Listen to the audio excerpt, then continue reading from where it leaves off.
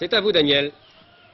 Oui, bonjour Michel, ici Gap qui est en train de devenir la capitale des championnats du monde puisqu'en 1972, vous vous en souvenez sans doute, avait eu lieu ici le championnat du monde de cyclisme remporté par Marino Basso et aujourd'hui eh bien c'est le championnat du monde de hockey sur glace du groupe C qui va la France en maillot blanc à l'équipe de Suisse en maillot rouge, en maillot donc plus foncé. La patinoire de Gap est couverte de qui est ouverte à droite et à gauche pour nous permettre d'admirer le ciel bleu, mais cela nous posera quelques problèmes et vous aurez parfois des images qui ne vous paraîtront pas à cause du soleil qui pénètre par notre gauche sur cette patinoire. Le championnat du monde du groupe C, qu'est-ce que ça veut dire? Eh bien tout simplement, les championnats du monde de hockey sur glace sont partis en 3 groupes. Les meilleures équipes sont dans le groupe A, l'URSS, la Tchécoslovaquie, la Finlande, la Suède, l'Allemagne par exemple. Dans le groupe B, il y a des équipes comme le Japon et les États-Unis et la Norvège. Et puis dans le groupe C, il y a l'Australie, la Bulgarie, la Chine, la Corée, l'Italie, la Suisse et la France. 2 nouvelles équipes, l'Australie et la Corée, ont fait leur apparition cette année dans ce championnat du monde. Elles ne resteront pas longtemps dans le groupe C puisqu'elles vont prendre les 2 dernières places et se trouver reléguées la saison prochaine. Elles n'auront plus le droit de disputer le championnat du monde C. Le classement actuel, alors que les équipes sont présentées, le classement actuel de ce championnat du monde est très serré. Et s'il y a 2 équipes qui vont monter dans le groupe B et qui auront le droit de participer en 1976 aux Jeux Olympiques, eh bien ces 2 équipes peuvent être choisies parmi les 4 suivantes, la Suisse, l'Italie, la France et la Hongrie. En effet, actuellement, la Suisse est en tête avec 10 points, devant l'Italie, 10 points également, 3e la France, 8 points, 4e. Et aujourd'hui, la Hongrie affronte l'Italie. Si la Hongrie gagne et si la France gagne, eh bien les 4 équipes se retrouveraient à égalité. Et c'est le goal average qui interviendrait à ce moment-là pour les départager.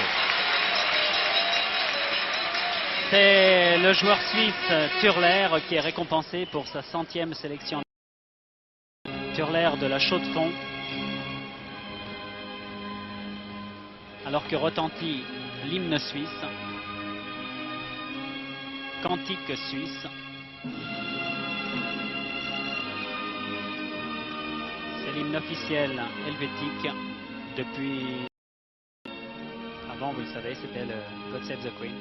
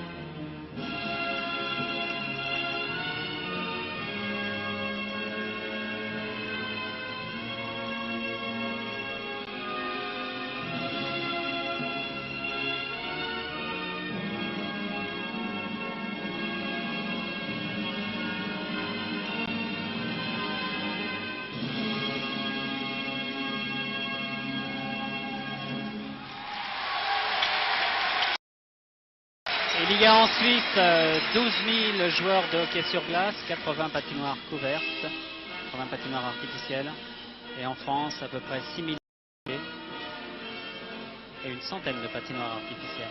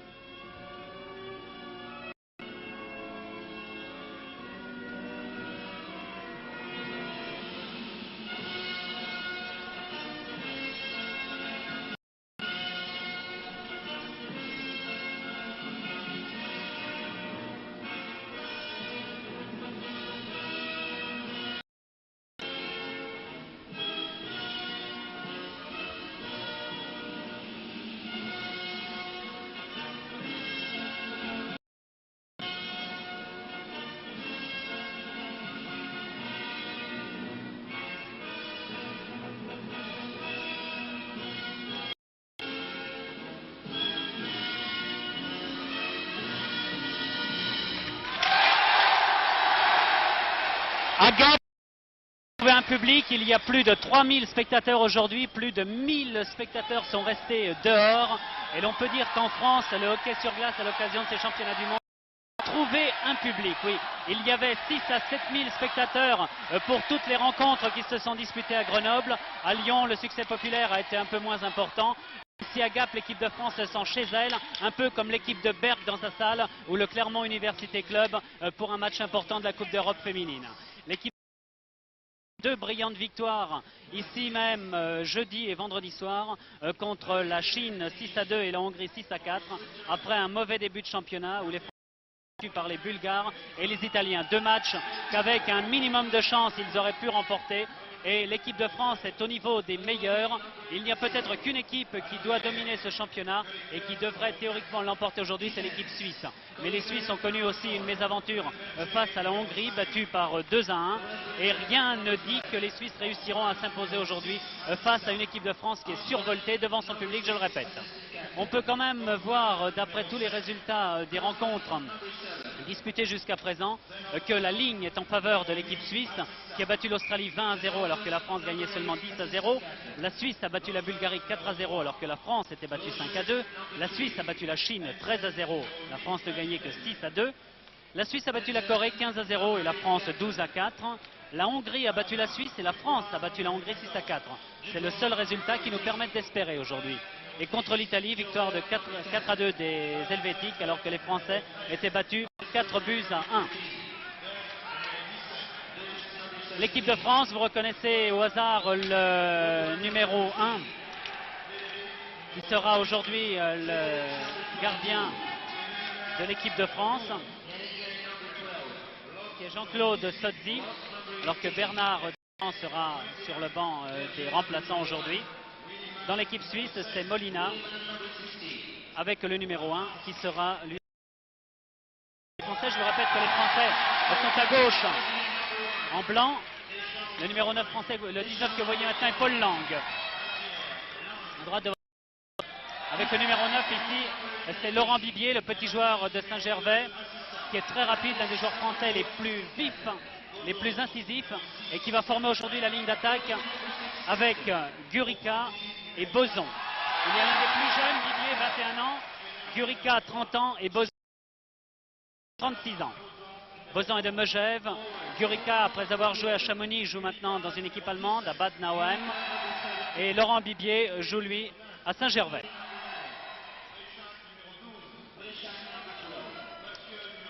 Les arbitres sont l'un allemand, l'autre hollandais. Monsieur Thumen, le hollandais, c'est lui. Et l'autre est un allemand, monsieur Böhm. Oui, je vous le répète encore une fois, ce match est décisif. Si l'équipe a une bonne chance de monter dans le groupe B des championnats du monde, c'est-à-dire d'accéder de faire partie des 12 ou 13 meilleures équipes mondiales et surtout d'obtenir sa qualification pour les Jeux Olympiques de 1976 à Innsbruck. Déjà en 1971, les Français s'étaient qualifiés pour les Jeux Olympiques de Sapporo, mais ils avaient déclaré forfait, sachant bien qu'ils n'avaient rien à faire dans une compétition de ce niveau. Et le voyage à Sapporo, c'était très loin. Ça y est, c'est parti.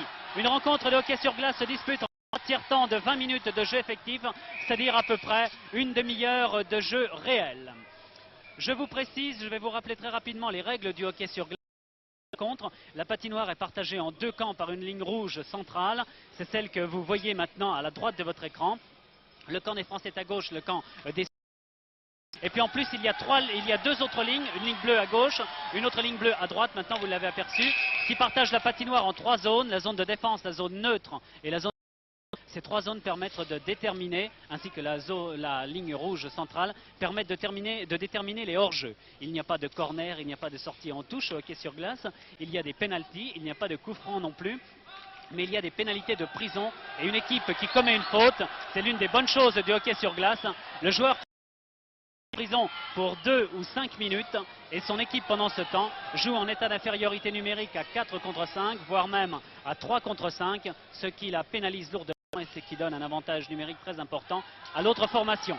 Pour ceux qui ne le sauraient pas encore, il y a 3 avants, 2 arrières et un gardien de but. C'est Yvan Gurika en ce moment sur la gauche de la patinoire qui a lancé l'attaque française. Mais aussitôt les Suisses ont récupéré le palais et se lancent à leur tour. Mais c'est bien reparti par Paul Lang. Lang qui a Gurika qui n'a pas récupéré. Nouvelle interception de la défense suisse. Ça repart mais les Français jouent fort bien groupés pour l'instant en défense. Ils se replient parfaitement. Et les Suisses n'ont pas réussi le début de match tonitruant auquel ils sont habitués et qui leur a permis souvent dans les premières secondes de ce championnat du monde de marquer. Je continue rapidement à vous évoquer les principales règles. Les joueurs peuvent changer comme ils l'entendent. En général, on change 2 par 2 les arrières. Il est vrai que quand on reste 1 minute et demie ou 2 minutes sur la glace, l'effort est tellement intense que les joueurs ont de quoi être essoufflés et qu'il est tout à fait normal qu'ils soient changés. Sur la glace maintenant pour l'équipe de France, on retrouve la ligne de Patrick Francheterre-Decroix, c'est lui justement qui a le palais maintenant. Patrick Francheterre-Decroix dans le nord avec Jean Vassieux, le joueur de Villard-de-Lans, ainsi qu'Olivier Préchac des Français volants, c'est-à-dire l'équipe de Charenton dans la banlieue parisienne. Pour les Suisses, c'est la 3e ligne d'attaque qui se trouve sur la glace. Il y a 3 lignes d'attaque de chaque côté. Et en défense, Hoffmann, Kaufmann maintenant, attaqué par Olivier Préchac, qui a fait ses études dans une université américaine et qui est habitué au jeu dur des Américains. Ah, c'est un jeu très rapide, le hockey sur glace, oui, 6 joueurs de chaque côté.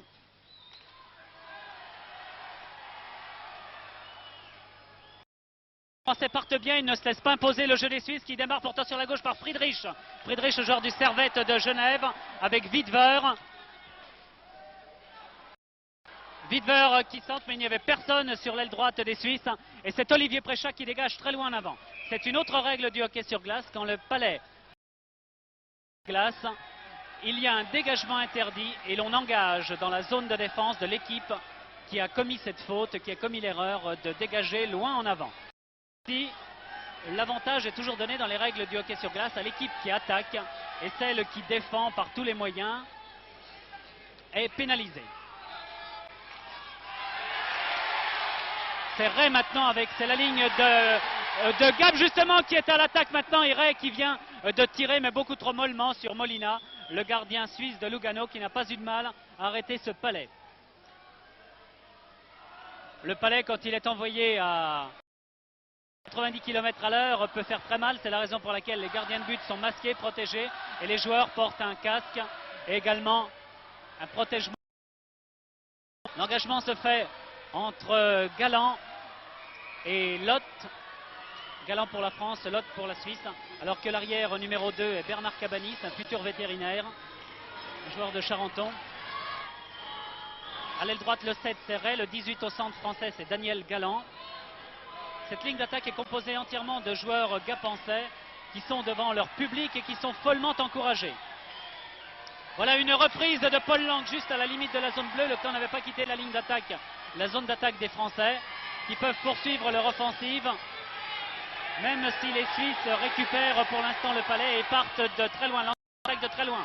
Le jeu des Suisses est très bien organisé, mais en défense actuellement Cabanis et Lang se replient fort bien ainsi que leurs ailiers.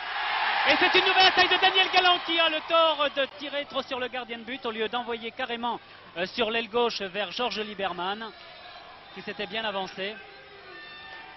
Et les Français, c'est leur tort, ils ne jouent pas mal.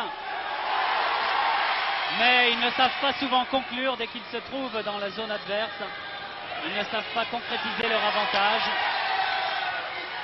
Mais le hockey sur glace est un sport encore jeune en France, alors que les Suisses faisaient partie du groupe A, c'est-à-dire de l'élite mondiale en 1972. Ils ont terminé 9e du tournoi olympique à Sapporo et ils ont dégringolé. Ils se sont retrouvés l'année dernière dans le groupe B et ils ont même perdu leur place. Et ils se retrouvent cette année dans le groupe C, ce qui ne va pas sans les humilier quelque peu, car se retrouver en hockey sur glace pour des Suisses, c'est la suprême humiliation. Sur la glace, Boson le vétéran, Gurika qui va essayer de reprendre le palais, c'est Boson qui le récupère, non c'est le petit Laurent Vivier. Vivier le Saint-Gervais qui dribble une deuxième fois, qui s'infiltre dans la défense suisse. qui ne sont pas habitués à se depuis le début de ce championnat du monde. Sauf contre les Hongrois, les Suisses ont toujours eu des parties relativement faciles. Mais Kölliker, l'arrière, quand il s'avance en attaque, est très dangereux. Il vient de le montrer par son slap ici. Oh, la voiture, non. J'ai peur que Leuenberger réussisse à tromper Sodzi en s'approchant. Voici un slap encore de Kölliker. Interception de Gurica. Ivan Gurica qui part avec Joël Godot, le kinésithérapeute de Saint-Germain. Bien lancé en attaque. Le capitaine de l'équipe de France également, Joël Godot l'arrière, qui reprend maintenant le palais. Alors qu'une faute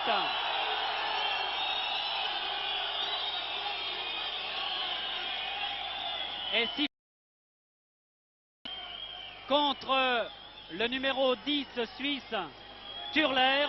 Les Français vont jouer pendant 2 minutes à 5 contre 4. Un avantage numérique dont ils n'ont pas su profiter. 4 minutes, 5 secondes de jeu. 2 minutes de après prison. 4 minutes au et numéro 5 secondes 17 de de la jeu. France, Gurica, pour faire trébucher. Non, je voyais Turler. Non, finalement, c'est Gurica qui se retrouve en prison. Je voyais Turler se diriger à la prison. Non, mais je trouvais ça bizarre. Non, mais c'est Ivan Gurica, le Français. Et ce sont les Français qui, à 4 contre 5, vont avoir du mal à préserver leur but. Car les Suisses ne savent pas toujours profiter de leur avantage numérique. Les Suisses, eux, savent souvent profiter de cette supériorité en nombre. Oui, j'avais vu Turler se diriger vers le de la prison, mais finalement, il est revenu après vers le banc de touche. Et c'est bien Ivan Gurica qui avait commis la faute, celui qui est le meilleur joueur français.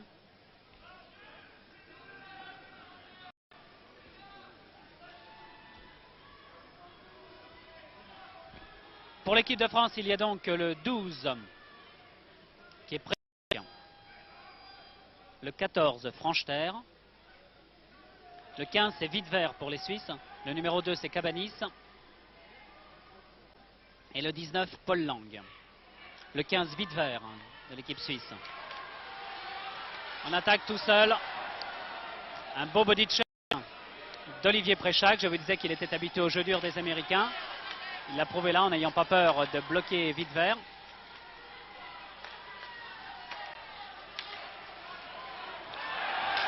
Le palais sort de la zone de défense française et c'est Hoffmann qui le reprend. Kaufmann. Durst. Les Français qui ne sont que 4 se lancent pourtant courageusement l'attaque. Ils ont intérêt à se replier. L'attaque suisse ne va pas être longue à se lancer. Wittwer. Durst. Très beau détournement de Jean-Claude Sodzi, le gardien de but de Grenoble. Encore de très loin et c'est Paul Lang qui a bien arrêté. Paul Lang qui a connu des moments difficiles au début de ce tournoi mondial et qui s'est fort bien repris par la suite. Et les Français qui ne sont que 4 repartent pourtant magnifiquement. Il y a déjà une minute, un peu plus d'une minute même que Gurica est en prison. Il va bientôt pouvoir revenir sur la patinoire.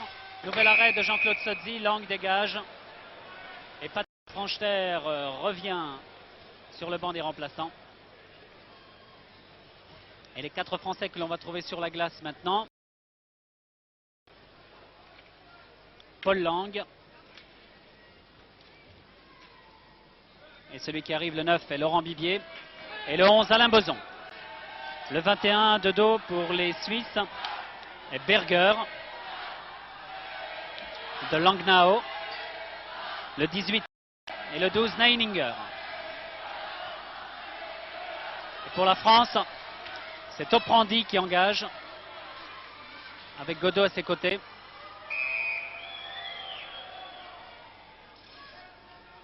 La pénalité est bientôt terminée pour Ivan Gurica. Le palais n'était plus jouable, il était coincé. Et à ce moment-là, les arbitres viennent engager au point rouge prévu pour cela. Oh là là, il a bien failli, mais c'est une nouvelle interception de l'Olympique.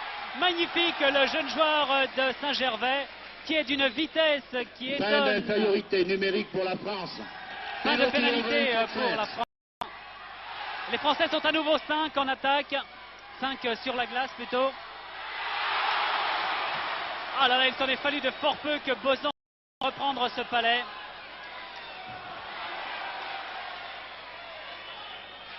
Oprandi, oh là là, il était tout seul, Lot. Mais Sodzi a réussi à s'avancer, à dégager Lot encore qui est tout seul. Deux joueurs seuls devant Jean-Claude Sodzi, c'est pas possible. Oh là là, la chance est de notre côté. Et je crois que c'est peut-être de bon augure, on va peut-être vers une surprise. De toute façon, les 3000 ou 3500 spectateurs qui remplissent en charge la patinoire de Gap aujourd'hui sont enthousiastes et le manifestent, leur enthousiasme. Jean-Claude Sodzi bloque le palais. C'est plus prudent, l'arbitre siffle et on engage. Il y a maintenant 7 minutes de jeu dans cette première période. Vous voyez que le match est intense, passionnant. Entre l'équipe de France à gauche, en blanc, et les Suisses avec une tenue rouge. Kölliker, Leuenberger.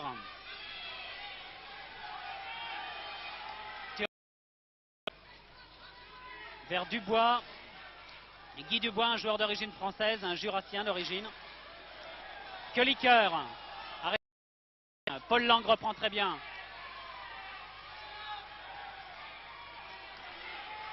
Paul Lang qui a retrouvé toute sa forme alors que depuis le début du championnat, il y a un hors-jeu. Dommage que le palais était dans la crosse de Paul Lang, mais Lieberman s'était un peu trop avancé, il s'est retrouvé hors-jeu.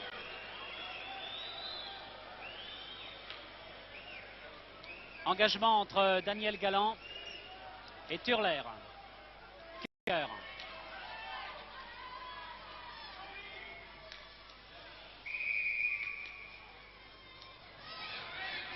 C'est un dégât interdit, le palais a franchi 3 lignes. On se retrouve dans la zone de défense suisse, ou si vous préférez, la zone d'attaque française. Le 13 suisse Arisberger, le 18 français en blanc Daniel Galland.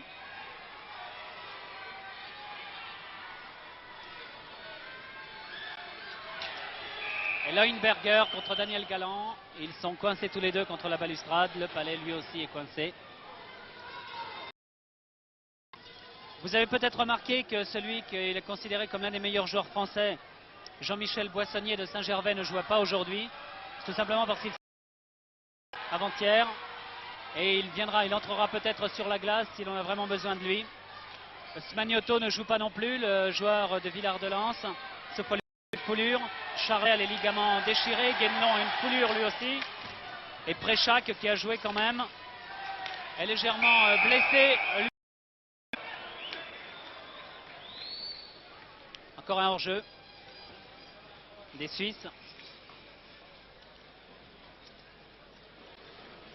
Il y a maintenant 10 minutes de jeu dans cette première période. Non, 8 minutes de jeu dans cette première période. 8 minutes de jeu et la marque est toujours nulle entre l'équipe de France et l'équipe de Suisse, 0-0.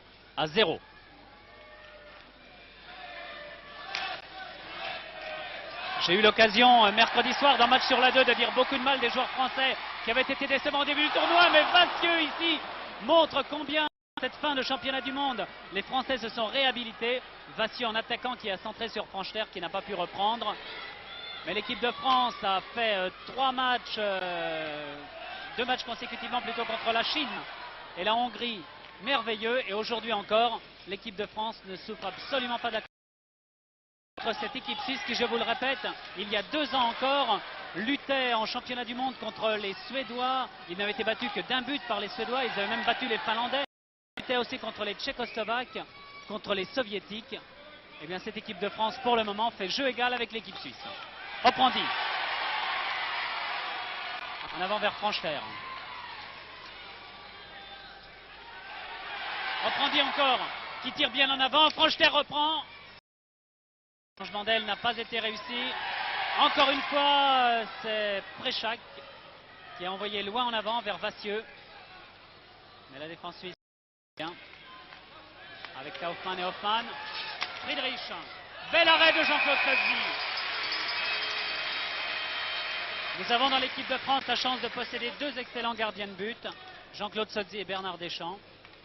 Deschamps de Chamonix. Sodzi de Grenoble. 10 minutes de jeu. 10 minutes et 20 secondes même. Et toujours 0-0. Engagement entre Gurica et Lotte. Paul Lang.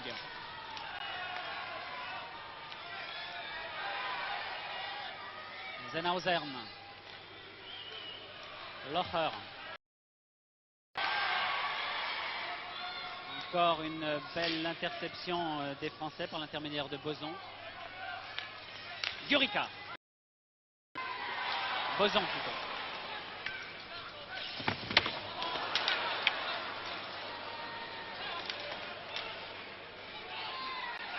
Et Yvan Gurica va peut-être réussir à recevoir ce palais qui lui était... Non, c'est Boson qui reçoit ce palais qui lui était envoyé par Bibier. Les Suisses repartent. Oh là là, attention, ça pourrait être dangereux. Oui, il était en jeu. Ouf. Parce que là, on peut dire qu'il était vraiment très bien. Berger.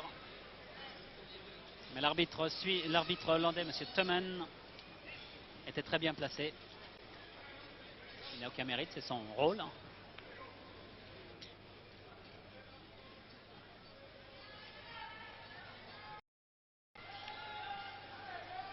Quelques précisions dans l'équipe de France.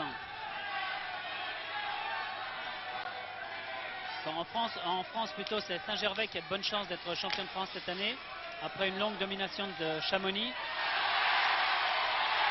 Voici Daniel Galland qui va arriver tout seul. Non, il n'a pas patiné suffisamment vite pour attraper Leuenberger. Alors qu'en Suisse, première fois cette année, pour la première fois depuis 7 ans, n'a pas été championne. C'est Berne qui a remporté cette Suisse.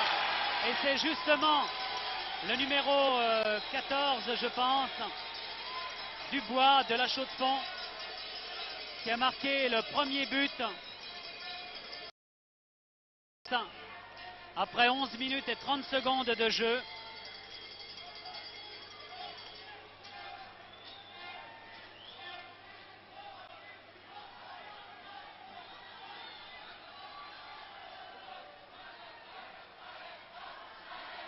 Et cet 10 avantage minutes va et 30 peut-être secondes libérer. de jeu. But pour la Suisse par le numéro 14, Dubois. Assiste numéro 10, Turler.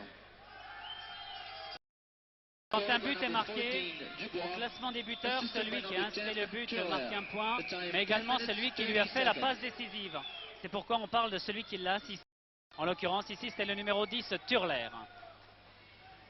Je vous parlais de La Chaux-de-Fonds qui avait perdu son titre de champion de Suisse, ce qui n'empêche pas ce duo Dubois-Turler d'être le meilleur duo du hockey sur glace helvétique. 1-0 donc après 11 minutes 30 de respecté, même si sur l'ensemble de la partie, les deux équipes se tenaient depuis le début de la rencontre. J'espère que les Français ne vont pas se décourager par ce qui n'est pas un coup du qui est, je vous le dis, un résultat somme toute logique étant donné la hiérarchie dans le monde du hockey sur glace. Boson. Le palais est coincé.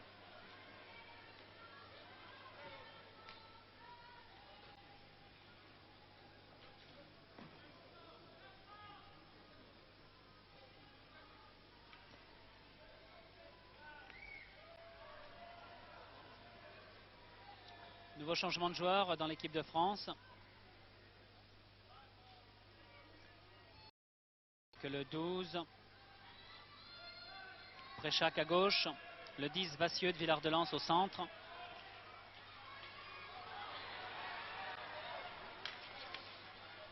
Friedrich sur la gauche. Oh là là, j'ai bien eu peur que le but y soit. Non. Oh là là, les Français ont vraiment eu chaud. Heureusement que Vassieux se trouvait juste devant le but. Ça y est, c'est un dégagement interdit, mais qui soulage bien l'équipe de France. À ce sujet, puisque je vous parlais de Vassieux de Villard-de-Lans, je vais vous préciser que Gap se trouve au centre des Alpes, entre deux régions, le Dauphiné, Vercors au nord, et puis les Alpes de Provence, la Provence au sud.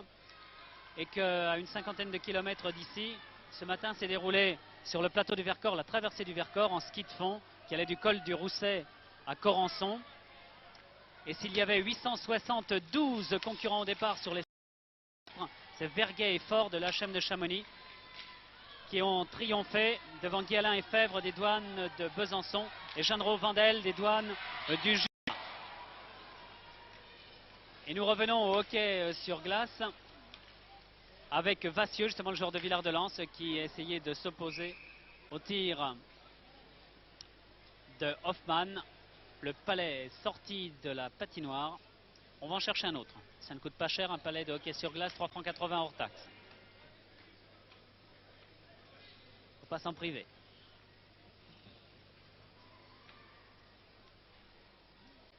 Je ne sais pas pourquoi je dis hors taxe d'ailleurs, car il faut les payer ces taxes quand on en achète un. Le 7, c'est Ray. Et l'équipe suisse, c'est Berger. Toujours 1-0 pour l'équipe suisse après 12 minutes, bientôt 13 minutes de jeu. Toujours plus de 3000 spectateurs ici à Gap. 3000 spectateurs qui sont un peu plus calmes maintenant que l'équipe de France est menée par 1-0. Galland contre Lotte à l'engagement. Loche ou Locha, comme vous préférerez.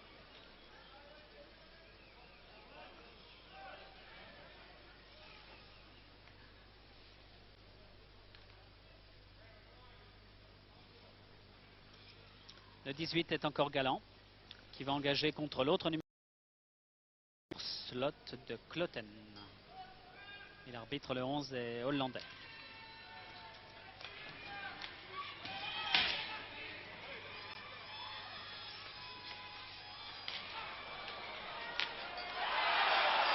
Ah là là, on risque d'en encaisser d'autres comme ça. Ça va vraiment très très vite du côté des Suisses. Et là, la défense française n'a rien pu faire contre Neininger. Vous revoyez le ralenti. Derrière la cage,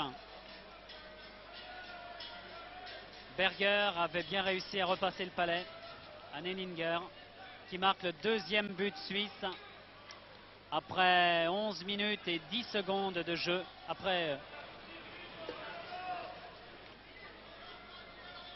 Oui, j'étais en train de chercher, oui. 12 minutes, 10 secondes de jeu. 12 minutes et 10 But secondes. pour la Suisse, par le numéro 12, Neininger, assis. Swiss goal scored by number 12, Neininger. Ça fait 2-0 maintenant, cela tempère un peu notre enthousiasme initial. Mais on avait bien pu se nourrir de quelques illusions pendant une dizaine de minutes. Et après tout, le match n'est pas encore terminé. Il faut souhaiter seulement que les Français ne se découragent pas.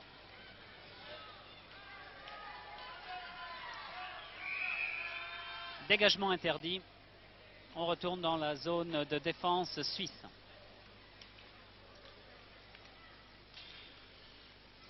Si la Suisse remporte ce match, ce qui serait somme toute logique, elle remporterait également ce championnat du monde et elle monterait très logiquement dans le groupe B.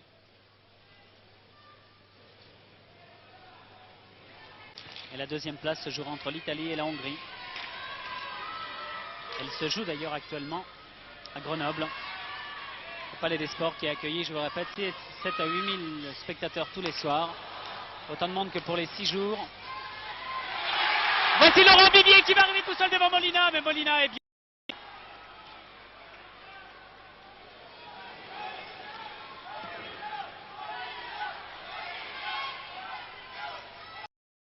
Gurica.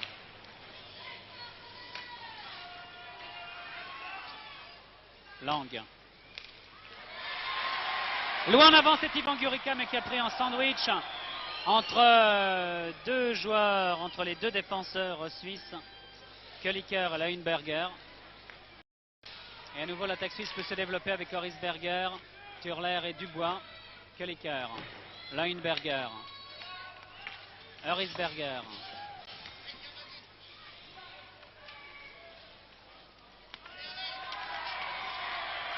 Boson vers Molina qui bloque. Ce n'était peut-être pas la meilleure des choses à faire.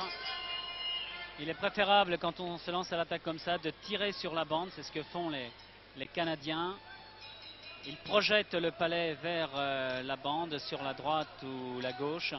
Et les ailiers se...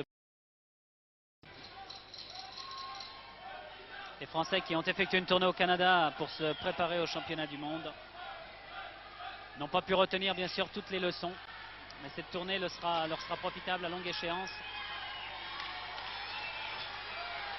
Il s'infiltrait très bien, Monsieur Friedrich, mais Godot et Oprandi ne sont pas les premiers venus. Franchter aux prises avec Friedrich. Franchter de Je dis bien de Croix, CROX, près de Lille, près de Marc-en-Barœul, près de la Madeleine, dans toute cette agglomération nordiste. Croix qui joue en National B, tout comme Boson qui joue en National B à Megève, et Sodzi en National B à Grenoble, les autres joueurs étant des joueurs de première série. Patrick Franchter, qui a bien fait un changement d'aile vers Préchac, mais Préchac avait plongé vers le centre après sa passe. Il y a maintenant un quart d'heure de jeu. Dans cette première période, plus que 5 minutes. Widwer, Friedrich, Kaufmann, Kaufmann toujours.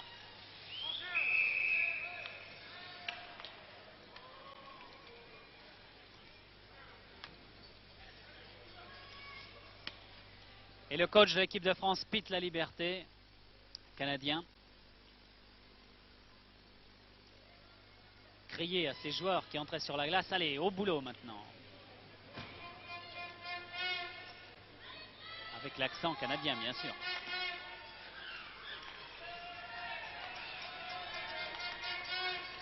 Je précise pour les téléspectateurs qui nous retrouveraient maintenant que nous assistons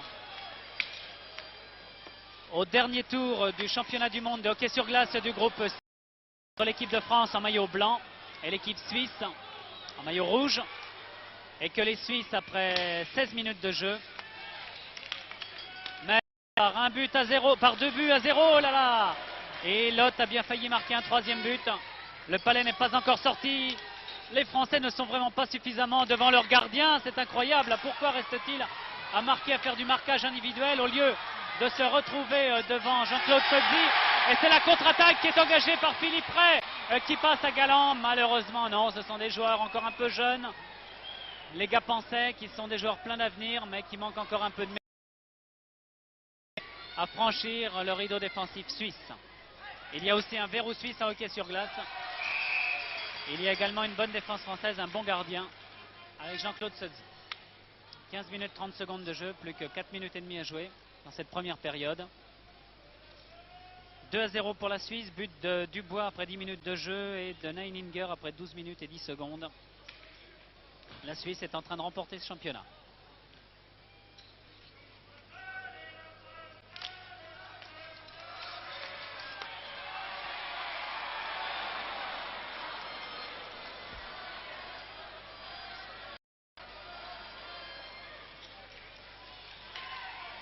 Le 14, Dubois, qui va passer au 10. Non, il préfère tirer de loin. Nouvelle interception des Français, mais c'est reparti aussitôt par Turler. Et Kelliker, c'était bien avant l'attaque.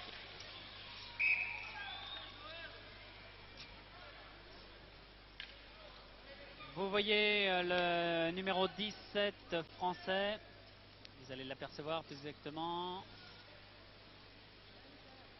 Le voici de dos, Yvan Gurica. C'est lui qui a été le meilleur marqueur français jusqu'à présent avec 12 points, 5 buts et 7 assistances.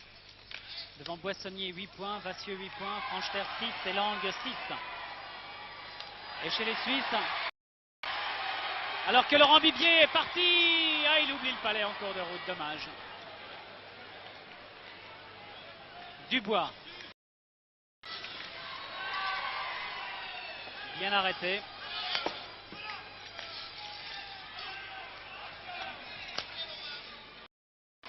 Laurent Bibier qui a passé sur la gauche, mais c'est Kelliker qui a repris un slap de loin, bien bloqué par une fesse française. Encore Gurica qui arrête ce tir de Risberger.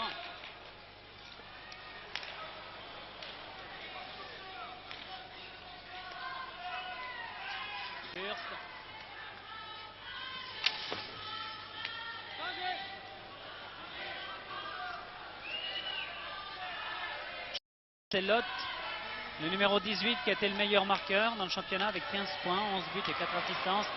Devant Friedrich, 10 points, Berger et Witt.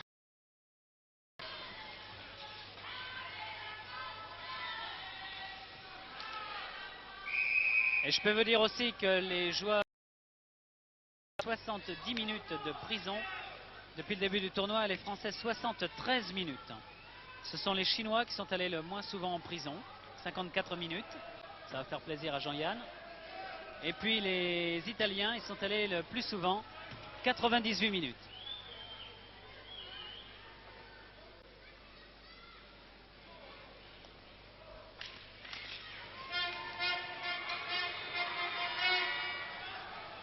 Plus que 2 minutes et demie, 3 minutes de jeu dans cette première période. Wittwer pour la Suisse. Préchac pour la France. Avec à sa gauche Vassieux et à sa droite Franchter. Vassieux. Franchter, non. Cette fois, mais il est trop tard. Et ce sont les Suisses qui repartent à 2 contre 1. Non. Belle interception et ça repart par Olivier Préchac.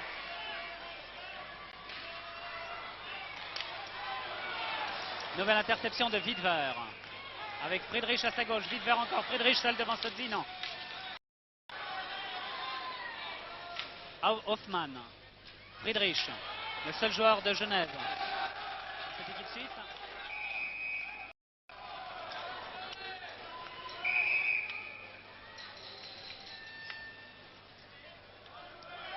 Une faute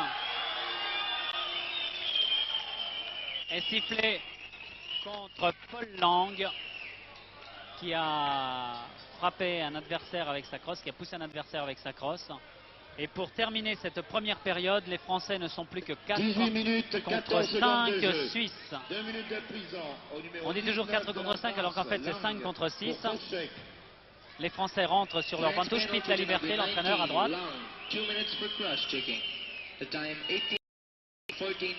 Et si vous avez des reflets parfois sur votre patinoire, je vous répète, c'est uniquement parce que la patinoire n'est pas fermée sur la gauche et le soleil y pénètre largement. Il n'y a que 4 Français, ça va être difficile d'éviter un 3e but suisse.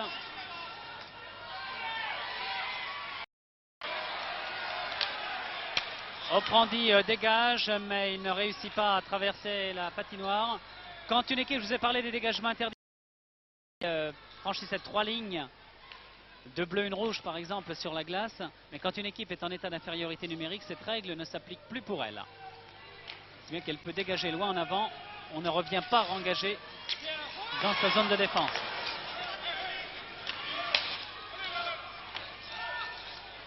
Lot, le meilleur marqueur suisse. Il reste 1 minute de jeu. Il reste 1 minute à jouer. Oh là là, j'ai bien eu peur. Et c'est une contre-attaque de Laurent Bibier. Oh non, qui préfère envoyer loin en avant. Ah, c'est le des Français qui ne savent pas lever la tête et regarder un petit peu ce qui se passe ailleurs sur la patinoire. Il est vrai que là, à 4 contre 5, il n'est pas toujours question de sortir. Il vaut mieux parer au plus pressé. Lot. Bien bloqué par Joël Godot. Un arrière très solide.